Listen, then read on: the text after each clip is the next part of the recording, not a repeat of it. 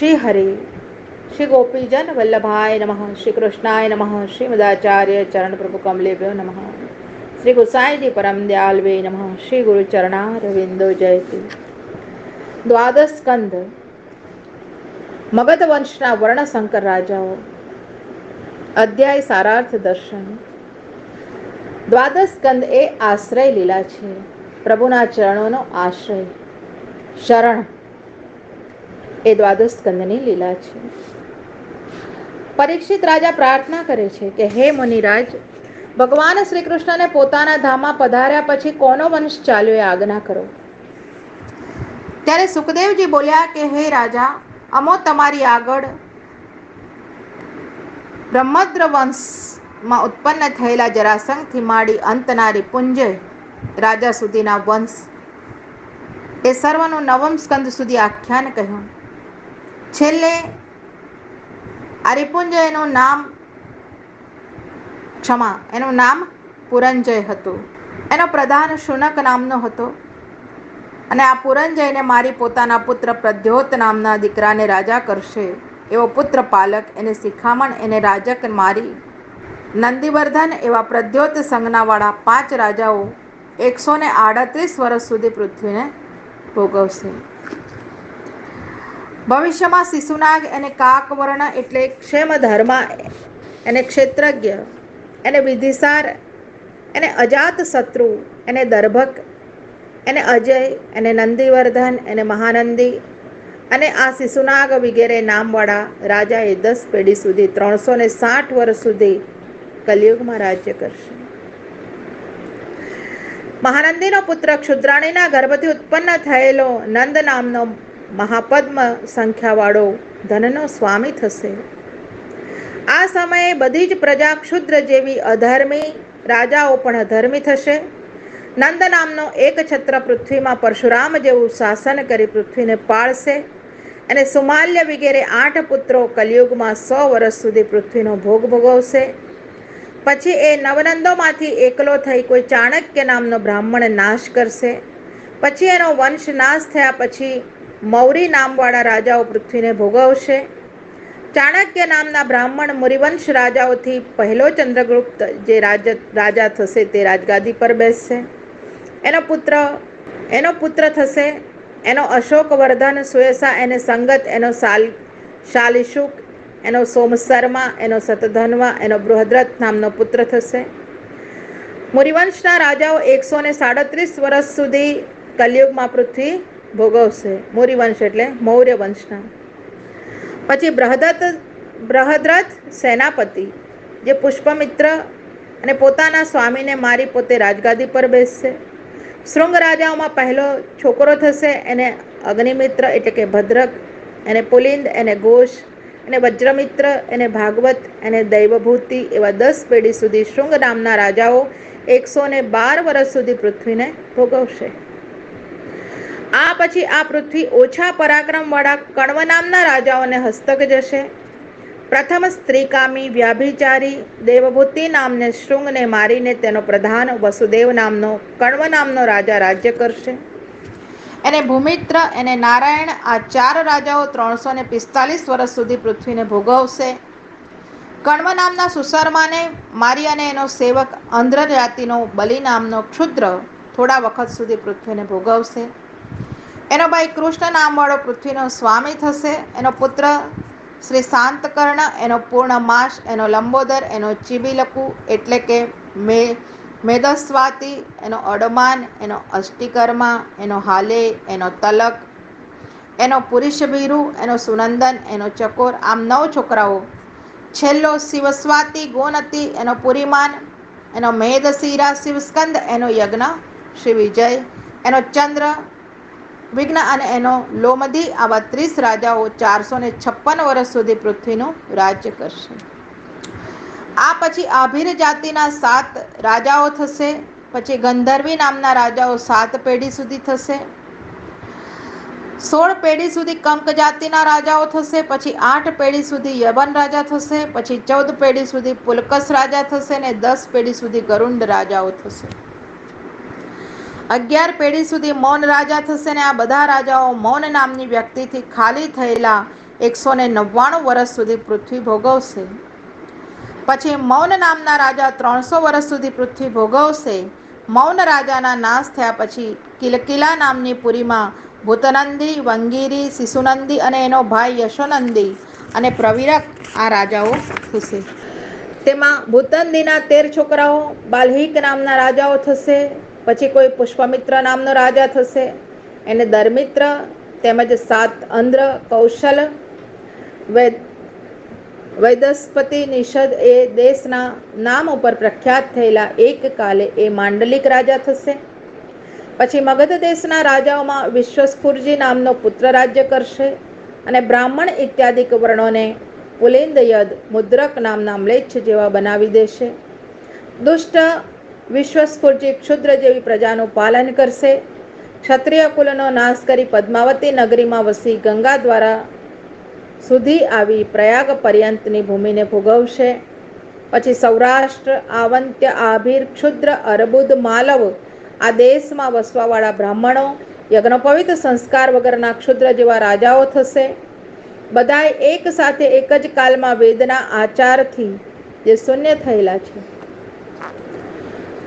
એવા રાજાઓ સમુદ્રના તટથી ચંદ્રભાગા, કૌંતી, કાશ્મીર મંડળ સુધી પૃથ્વીને ભોગવશે.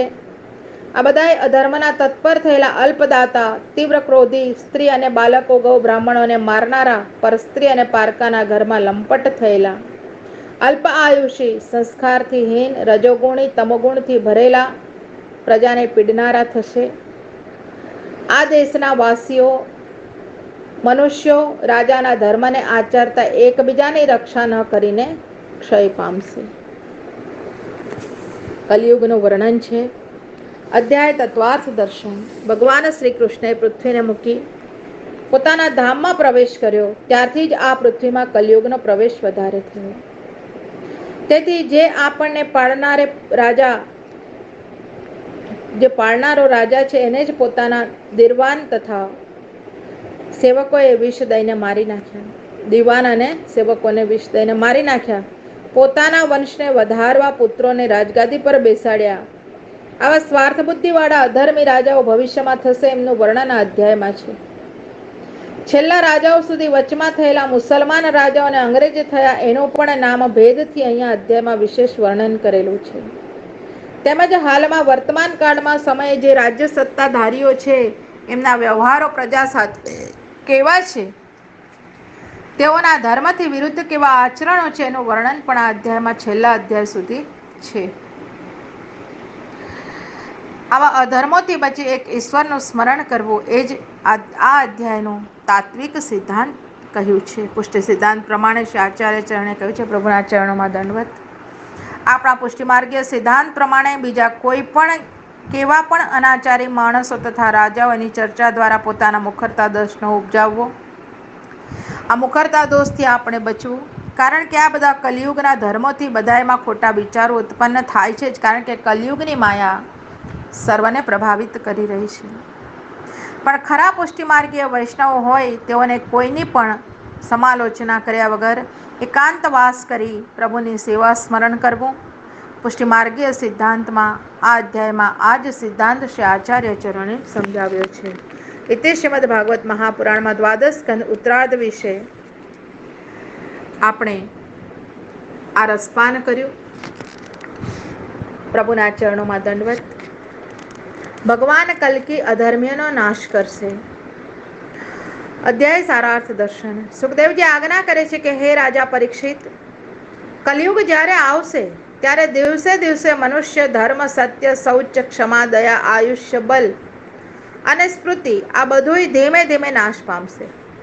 હવે કલિયુગના ધર્મોનું વર્ણન છે. કલિયુગમાં જેની પાસે લક્ષ્મી વધારે હશે, ગુણવાન એ જ ગુણવાન ઊંચા કુળવાળો બુદ્ધિમાન કહેવાશે. કોઈ ઠેકાણે ધર્મ તો કોઈ ઠેકાણે અધર્મ દેખાશે. વરકન્યા લગ્નમાં પરસ્પર કામ સંબંધી પ્રીતિથી જ લગ્ન કરશે. કુળ અને ગોત્રનો કોઈ પણ વિચાર કરશે નહીં. વ્યાપારમાં વ્યવહારમાં કેવલ કપટ ચાલશે. સ્ત્રી પુરુષનો પરસ્પર પ્રેમ કેવલ વિષય સુખ માટે રહેશે. સ્ત્રી ઉપર વધારે પ્રેમ રાખવો જેવી કુલ મર્યાદા રહેશે નહીં. સ્ત્રી સ્વરૂપવાન ન હોય તો પતિ એનો ત્યાગ કરશે. પતિ સ્વરૂપવાન નહીં હોય તો સ્ત્રી પતિનો ત્યાગ કરી અધર્મમાં ચાલશે. બ્રાહ્મણોમાં કેવલ યજ્ઞોપવિત ધારણ કરાશે એટલું જ બ્રાહ્મણપણું રહેશે. પણ બ્રાહ્મણપણાની જે ક્રિયાઓ છે, બ્રાહ્મણપણાનું જે વેદો શાસ્ત્રોક્ત જે જ્ઞાન છે એ ઓછું થઈ જશે. બ્રાહ્મણ નામનો દેવતા પોતાનામાં છે કે નહીં એનો પણ વિચાર નહીં કરે. સંન્યાસ વગેરે આશ્રમોમાં દંડ, માથા તથા જટા ધારણ કરવી એ વેશમાં જ ખાલી આશ્રમમાં જ રહેશે. આ બાબતમાં અમારામાં આચરણો છે કે નહીં એને બીજા અથવા પોતે જોશે નહીં. કોઈ સરકારી કોર્ટમાં ન્યાય મેળવવામાં ગરધણી ન્યાયાધીશને લાંચ આપવામાં સમર્થ ન હોય તો એની હાર થશે. જે માણસ બોલવામાં ચપળ હશે પણ શાસ્ત્ર પ્રમાણથી બોલે છે એ વગર પ્રમાણથી બોલે છે એ બાબત સામું ન જોતા મનુષ્યને પંડિત માનશે. સદાચારથી વિહીન થશે. એમની પાસે લક્ષ્મી જોવામાં આવશે. સાધુઓમાં દંભ વધારે, મંત્રોથી એમની ક્રિયા કરવી એ ઉપર શ્રદ્ધા નહીં રાખવી. મનુષ્ય સ્નાન કેવલ સ્વરૂપ દેખાડવા કરશે પણ અમારો આ બાહ્ય આચાર છે એવી ભાવના રાખશે નહીં. જે જલાશય દૂર હશે એ તીર્થ માનવામાં આવશે. બ્રહ્મચારીને કેશ ધારણ કરવા એ પોતાની લાવણ્યતા દેખાડવા માટે ધારણ કરશે પણ જટારૂપથી એ ધારણ કરશે નહીં. સર્વત્ર દંભ વ્યાપશે. કલયુગમાં લોકો પોતે અને પોતાના કુટુંબનું પેટ કેમ ભરવું એ જ મોટો પુરુષાર્થ માનશે. કોઈ અતિથિને સત્કારના બદલામાં ફટકાર આપવો એ જ સત્યપણું ગણાશે. સંસારમાં વર્ણાશ્રમ ધર્મ કેવલ કીર્તિ વધવા માટે ધારણ કરશે. આ પ્રકારે જ્યારે પ્રજા દુષ્ટ થશે, પૃથ્વી પર અધર્મ વ્યાપ્ત થશે. બ્રાહ્મણ, ક્ષત્રિય, વૈશ્ય અને ક્ષુદ્ર ચારેય વર્ણમાં જે બલવાન હશે પૃથ્વીનો રાજા થઈ જશે. નિર્દય લૂંટારાઓ દ્વારા જે ચોરીમાં તત્પર થયેલા સત્તાધારી રાજાઓ હશે એમના દ્વારા લક્ષ્મી અને સ્ત્રી બધું હરણ થવા માંડશે. દુઃખથી મૂંઝાઈ કોઈ પર્વતોમાં અથવા વનમાં ચાલી જશે. માણસો શાક, પત્ર, મૂલ, માંસ, મધુ, ફળ, પુષ્પ, બીજ આનું ભોજન કરશે. પૃથ્વીનો અનાવૃષ્ટિથી દુર્ભિક્ષ થશે. ટાઢ તડકાથી દુઃખી થયેલા મનુષ્ય ભૂખે મરતા, રોગથી ગ્રસ્ત થયેલા ચિંતાથી પીડાઈને નાશ પામશે. કલયુગમાં 20 અથવા 30 વર્ષથી વધારે પણ યુગ પૂર્ણ થશે.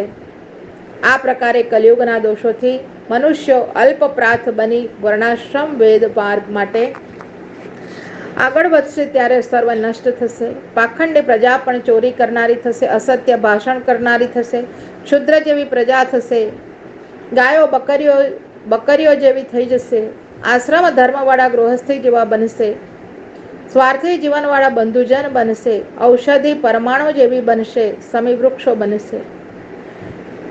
મેઘોમાં વીજળી જેવા ધર્મ કોઈ ઠેકાણે વરસાદ ચમકારો દેખાશે. એવી ધર્મોથી વિહીન જ્યારે પ્રજા થશે ત્યારે કલયુગના પૂરા થવાના ટાઈમે ધર્મની રક્ષા માટે સત્વગુણથી ભગવાન પોતે સાધુઓનો મોક્ષ કરવા માટે સંભલ નામના ગામમાં વિષ્ણુયસ નામનો બ્રાહ્મણ એના ઘરે કલ્કી અવતારથી પ્રભુ અવતરશે. કલ્કી ભગવાન કી છે.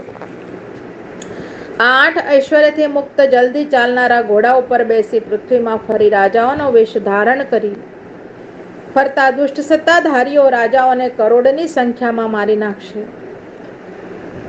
આ સમયે વાસુદેવ ભગવાનના શ્રીઅંગના ચંદન સુગંધી વાયુ એના સ્પર્શથી બધાય દેશ અને પૂરના વાસીઓ મનુષ્યોના મન પછી સ્વચ્છ થશે, નિર્મલ થશે.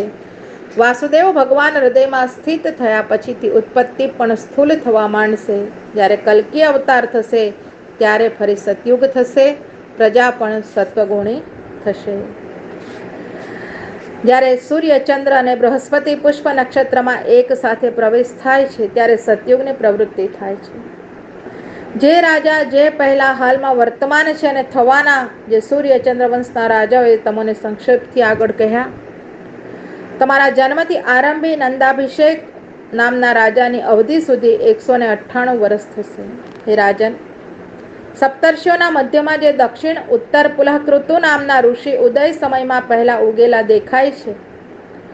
આ બંને દક્ષિણ ઉત્તર રેખામાં સમાન દેશમાં વ્યવસ્થિત જે અશ્વિની નક્ષત્રના અંત સુધી જે રાતમાં નક્ષત્ર દેખાય છે. આ સપ્તર્ષિઓ એક એક નક્ષત્ર ઉપર મનુષ્યના 100 વર્ષ સુધી રહે છે. આ સપ્તર્ષિઓ હાલમાં તમારા રાજ્યકાલમાં મધા નક્ષત્ર ઉપર વિચરે છે. જ્યારે શ્રી કૃષ્ણ વૈકુંઠમાં પધાર્યા ત્યારે કલિયુગના દોષનો પ્રવેશ થયો. જે કલિયુગમાં મનુષ્યો પાપમાં રમણ કરે છે, ભગવાન જ્યાં સુધી પૃથ્વીમાં બિરાજમાન હતા ત્યાં સુધી કલિયુગ પોતાનો પરાક્રમ બતાવી શક્યો નહીં. હે રાજા, ત્યારે સપ્તર્ષિઓ મધા નક્ષત્ર ઉપર જાય છે ત્યારે દેવતાઓના દિવ્ય 12,000 વર્ષનો કલિયુગ પ્રવર્ત થાય છે. જ્યારે સપ્તર્ષિઓ મધા નક્ષત્રથી પૂર્વાયાના નક્ષત્ર ઉપર જાય છે ત્યારે કલિયુગ વૃદ્ધિ પામે છે. અને આ કલિયુગને ગયા પછી પાછો સતયુગ આવશે. આ સમયે મન આત્મા પ્રકાશવાળા થાય છે. આવા પ્રકારે મનુના વંશનું ઊંચા નીચાપણું અમે કહ્યું. તેમજ બ્રાહ્મણ વૈશ્ય ક્ષુદ્ર લોકોને પણ જાણવા પૂર્વમાં જે થયેલા મહારાજાઓ તેમની કીર્તિ જ પૃથ્વીમાં રહી છે. એમની કીર્તિ પૃથ્વીમાં રહી છે. રાજા સંતનુના ભાઈ દેવાપી ઈક્ષ્વાકુ કુળના ઉત્પન્ન થયેલા મહાકલાપ ગામમાં રહે છે. ભગવદ આજ્ઞાથી કલિયુગના અંતમાં અહીં આવી વર્ણાશ્રમ ધર્મ પાછા પહેલાની પેઠે પ્રવર્તન કરશે. આવા પ્રકારે સતયુગ, ત્રેતા, દ્વાપર અને કલિયુગ પૃથ્વી વિશે પ્રાણીઓમાં વર્તે છે. મારી વાણીને પ્રભુ અનેક ક્ષતિઓ થઈ છે, મને ક્ષમા કરી મારા દંડવત સ્વીકાર કરજો કાન્હા. હે રાજા, અમે તમારી આગળ કહ્યા એ રાજાઓ પૃથ્વીમાં હંતા મમતા બાંધી પૃથ્વીમાં પરસ્પર કલહ કરી નાશ પ્રાપ્ત થયા. દુનિયામાં રાજા બન્યા હોય પણ મરણ પછી આ દેહની ત્રણમાંથી કોઈ પણ જાતની સંજ્ઞા થશે. આ શરીરને કોઈ જીવ ખાઈ જશે તો વિષ્ટા થઈ જશે, કોઈ બાળી દેશે તો ભસ્મ થઈ જશે, મળતું પડી રહેશે તો કીડા પડી જશે. આવા શરીરને પોષવા જે પ્રાણીઓથી દ્રોહ કરે છે, આ જ આપણો સૌથી મોટો સ્વાર્થ છે. કિંતુ એ જીવ નથી જાણતો, કારણ કે પ્રાણીઓથી દ્રોહ કરવાને લીધે જીવને નરકમાં જવું પડે છે. અખંડ પૃથ્વી મારા વડીલોએ ભોગવી અને હું પણ ભોગવું છું. પછી મારા પુત્ર પૌત્ર ભોગવશે. અજ્ઞાનની વાતો આ નાશવાન શરીરથી લોકો વિચાર્યા કરશે. અજ્ઞાનીઓ અંતે પૃથ્વી અને શરીર બંને છોડી મરણને પ્રાપ્ત થાય છે. પૂર્વમાં જે મોટા મોટા રાજાઓ પોતાના શરીર બળ દ્વારા પૃથ્વીને ભોગવશે એ કાળના મુખમાં આવી જશે. આવી કલયુગની દશાનું વર્ણન કર્યું છે. તત્વાર્થ દર્શન આ અધ્યાયમાં ભગવાનના તિરોહિત થયા પછી કલયુગમાં વર્ણ ધર્મ અને આશ્રમ ધર્મ ઘણે ભાગે લોકો દંભ જ દેખાડવા રહેશે. મારું કર્તવ્ય છે એવી ભાવનાથી વર્ણાશ્રમ ધર્મ અને આશ્રમ ધર્મ પાળનાર હજારોમાંથી કોઈ કંઈક હશે. કલયુગમાં શાસ્ત્રો પ્રમાણો ઉપર વિશ્વાસ ન રાખી કેવલ રૂઢિ પ્રમાણ અથવા તો પોતાના મનના વિચાર પ્રમાણે ધર્મ માને પ્રાચીન ધર્મની અવગણના કરશે. લગ્ન પ્રસંગમાં શાસ્ત્ર પ્રણાલિકા બધી છૂટી જશે. રાજા તથા સત્તાધારીઓ પ્રજાને ચોરની પેઠે લૂંટનારાઓ થશે. ધર્મોનું વર્ણન કરી અંતે એવા દુષ્ટોનો નાશ કરવા ભગવાન કલ્કી રૂપથી અવતરશે. દુષ્ટોનો નાશ કરી સતયુગની પ્રવૃત્તિ કરશે. અને આ બધા વર્ણનમાં આવી દુષ્ટ પ્રજા અને દુષ્ટ સત્તાધારી રાજાઓ એમના વખાણ નહીં કરે, નિંદા કરે છે. માટે સદાચારી પુરુષોને આ રસ્તાઓ મૂકી શાસ્ત્ર પ્રમાણે પ્રાચીન સનાતન ધર્મ જે ઋષિઓએ આપણા શાસ્ત્રોમાં બતાવ્યો છે એ અનુસાર જ ચાલવું. નહીં તો કલ્કી અવતારના હાથે દુષ્ટ રાજાઓનો અને દુષ્ટ અધર્મીઓનો નાશ થશે. હાલમાં પણ એવા અવળે માર્ગે ચાલનારાઓનો ભગવાનમાં પ્રેમ થતો નથી, પણ ભગવાનના દંડ દ્વારા એનો નાશ થાય છે. આ તત્વ આ અધ્યાયમાં સિદ્ધાંતમાં સમજવાનો છે. પુષ્ટિ સિદ્ધાંત દર્શન. પુષ્ટિ માર્ગીય સિદ્ધાંત પ્રમાણે જે નાસ્તિક પુરુષો ઉપર આપણી દ્રષ્ટિ જવાથી આપણો ભાવ સ્ખલિત થાય છે, આવાઓથી બચી એકત્વ કરી પ્રભુની સેવા સ્મરણ કરવું. નહીં તો ઉપર કહ્યા પ્રમાણે અધર્મીઓના વાતાવરણમાં આપણે ખેંચાઈએ તો પુષ્ટિ માર્ગમાં રહેલા આપણા ભાવનું ખંડન થાય. આવું ભૂલથી પણ ન કરવું. ઇતિ શ્રીમદ ભાગવત મહાપુરાણ તો આદર્શ સ્કંદ શ્રી વલ્લભ કૃપા ગુરુ કૃપા ગોવિંદ કૃપા ભગવાન નામનો મહિમા અજામેલ મહાપાપી છતાં પણ અંતકાલે નારાયણ નામના ઉચ્ચારથી વિષ્ણુધામની એને પ્રાપ્તિ થઈ. જેણે જીહવાથી ભગવદ્ ગુણાનુવાદ ગાયા નથી, જેણે ભગવદ્ ચરણારવિંદનું સ્મરણ કર્યું નથી, જેનું મસ્તક એક વખત પણ ભગવાનને પ્રેમથી દીન ભાવે ઝૂક્યું નથી, નમ્યા નથી, જે મસ્તકો આવા વિષ્ણુ ભક્તિથી વિમુખ જીવને યમપુરીમાં જવું પડે છે. શ્રવણ ભક્તિથી રાજા પરીક્ષિતે, વેદવ્યાસે કીર્તનથી, પ્રહલાદજીએ સ્મરણથી, લક્ષ્મીજીએ ચરણ સેવાથી, પૃથુરાજાએ પૂજનથી, અક્રૂરજીએ વંદનથી, હનુમાનજી આ દાસત્વથી, અર્જુને સખાભાવથી અને બલિરાજાએ આત્મનિવેદન સર્વસ્વ સમર્પણ કરી પ્રભુને પ્રસન્ન કર્યા હતા. શ્રી હરિ નવધા ભક્તિથી પ્રસન્ન થાય છે. સર્વશાસ્ત્રોના સારરૂપ શ્રીમદ ભાગવત સુખ કથામૃત સમાન કોઈ જગતમાં નથી. જે ભગવાનના નિર્મલ ગુણગાનથી ભરેલું છે. એમાં 12 સ્કંદ અને 18,000 શ્લોક છે, જે શ્રી હરિનું વાંગમય સ્વરૂપ છે. આવા શ્રીમદ ભાગવતજીનું રસાસ્વાદન સદૈવ કરવું જોઈએ. એ જ પ્રભુની કૃપા આશીર્વાદ આપણી પર બની રહે. શ્રી વલ્લભાધીશ કી જય. વંદે શ્રી વલ્લભાચાર્ય ચરણામ્બુજયુગમ લસત યતો વિંદેદ્વ્રજાધીશ પદામ્બુજમગાપહં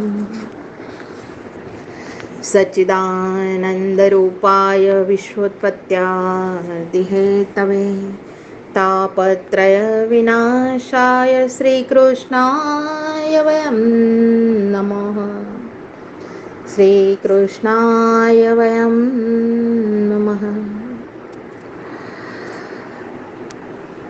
શ્રી શુદ્ધ મહર્ષિ શ્રીમદ ભાગવત કથામૃત પાન કરતા કરાવતા ભાવ વિભોર બન્યા છે. દંડવત પ્રણામ.